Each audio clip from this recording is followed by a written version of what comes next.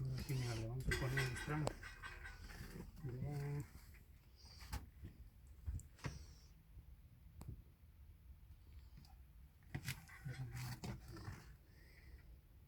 Conecta la cinta.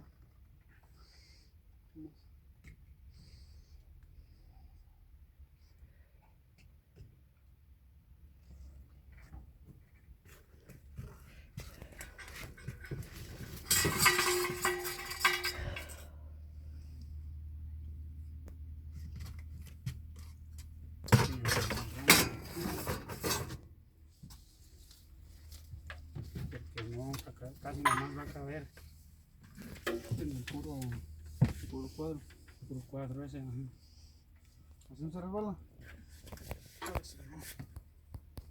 Nos podemos meter unos tornillos aquí para que no se salga. ¿Ves? Si no, a lo mejor no se sale. Me voy a traer mover el strap y se apretaba con el strap. También, ¿verdad?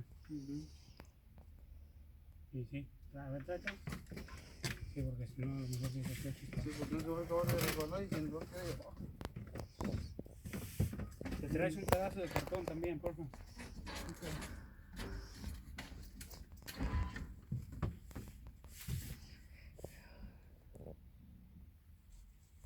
Do you have something for cleaning the...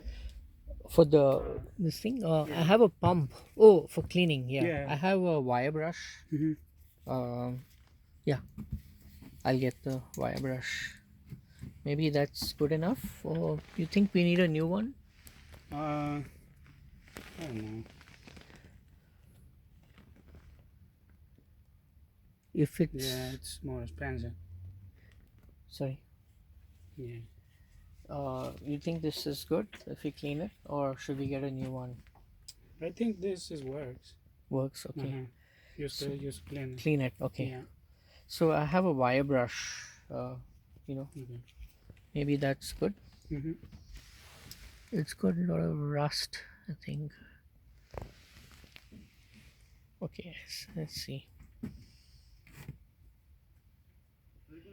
Sí, nomás mueve el mural para allá y lo pones ahí. Para cuando lo bajemos y tira agua que no se manche la carpeta.